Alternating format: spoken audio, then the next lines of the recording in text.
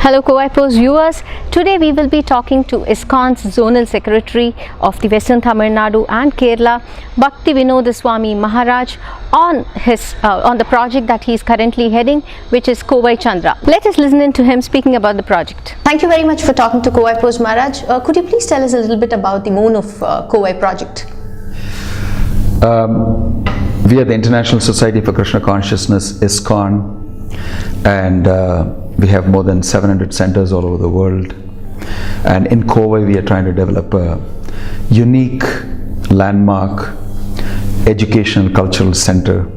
That's why it's called the Moon of Kovai project, which means Kovai Chandra project.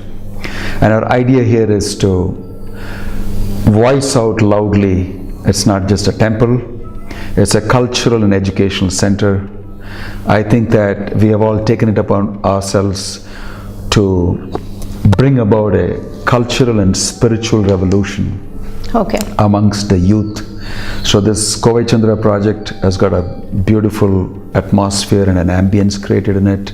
It's got a wonderful 12,000 square feet museum that actually gives out information and interesting things to think about in terms of social issues today, science, technology, and how they are connected to the ancient tradition of India through the Bhagavad Gita, through the Srimad Bhagavat and all that. And though people are seeing it separately, we want to actually show there's a very deep internal nexus. And you can understand greater science and higher dimensional science through the pages of these. So this Kovai Chandra project, you said, will also focus on education. So what kind of education would that be, Maharaj? It would be education from giving people the basic important values which is missing so much in the modern education system.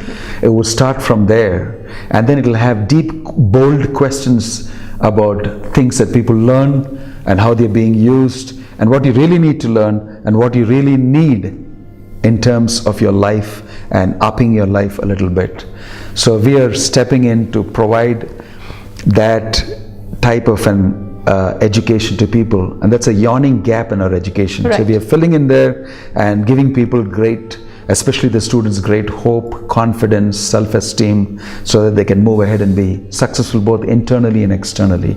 We strongly believe that internal success precedes your external success. Our education institutions are only dealing with the external portion of it, and that's why people are failing. We are giving that much needed internal element so that they can be successful internally and externally.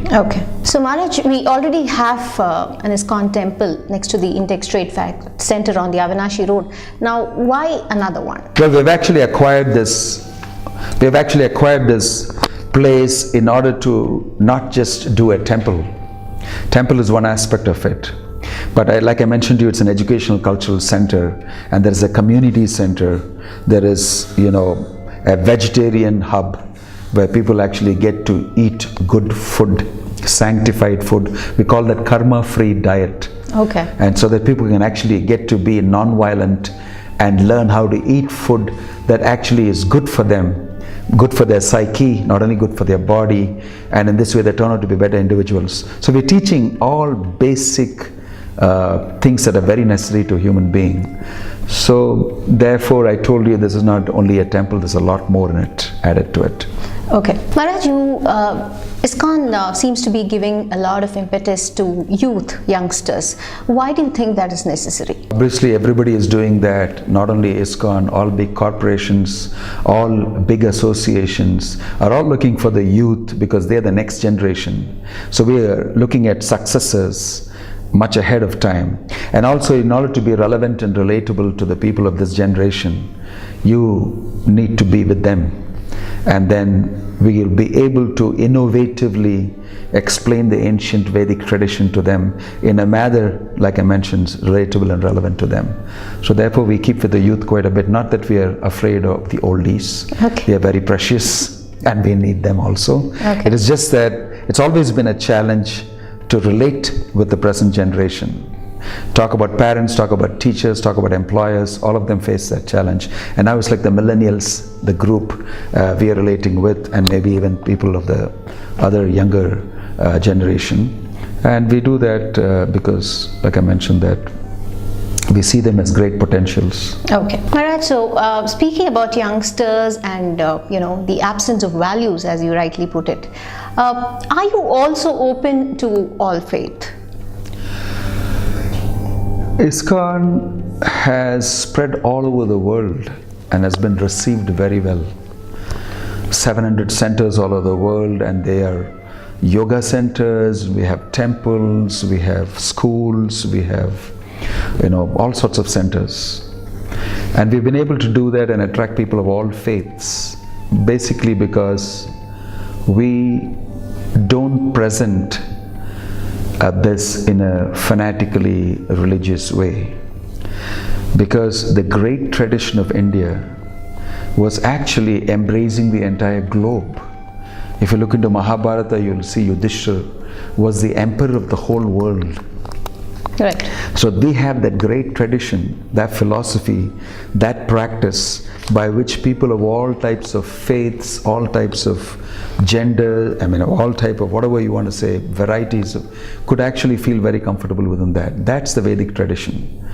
So wherever we have gone, we have been received very well by people who are of any faith, because they find themselves nicely comfortable within what we are telling them in the terms of philosophy, in terms of practice. Yes, that's what we also speak about, that's what they feel. Okay. So our founder, Bhakti Vinoda Swami Prabhupada, was an amazing personality that, although he was a 70-year-old man when he set out on this voyage and this great mission, he accomplished something unprecedented before, because by the time he left, he had 108 centers all over the world, and he had written 80 volumes of books. He had traveled 14 times around the globe.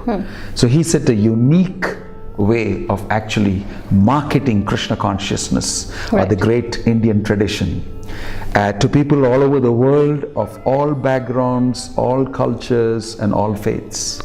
And they have all found it very interesting, the Krishna conscious philosophy of the Bhagavad Gita, the Srimad Bhagavatam. So that's a unique way that the Bhakti Vedanta Swami Prabhupada propagated. So we follow in the same lines, and we are having similarly good success. Okay. Maharaj, could you brief us a little bit about the historical aspects of Kovai Chandra? Well, Kovai Chandra is something that was thought about and hatched long back. In fact, the Prime Minister of India, Atal Bihari Vajpayee, came here and he laid the grounding stone for this whole idea. It's an expansive idea, and like I mentioned to you, it's got an education, cultural aspects to it. It's got a big temple and worshipable place and meditation center and everything to it. So we have come a long way now. We have cultivated a huge congregation of devotees and a lot of supporters and everybody.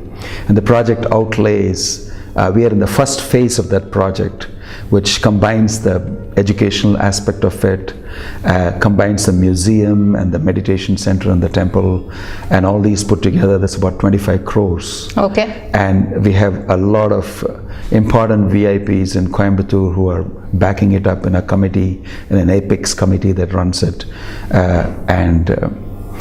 We are hoping that all the citizens in Coimbatore will take part in it according to whatever they can contribute, and in this way they'll have a sense of belonging, that they've taken part in this and this is their place, and we will chip in to bring about a cultural and spiritual revolution in this place, and in this way a lot of problems in life will be solved. So this is what we are expecting, that people get involved, like they say, manasa vacha diya karmana, by your words, by your intelligence, by your mind, by your wealth, you could take part in it. So we can use any type of people who have got talents in particular ways, in construction and technology, and they have wealth that they can share anything, and in this way we want to have it belonging to the whole of the citizens of Coimbatore, and that's our idea. Okay. Thank you so much for talking to Kovai Post Maharaj. Thank you. My pleasure. Thank you. Hare Krishna.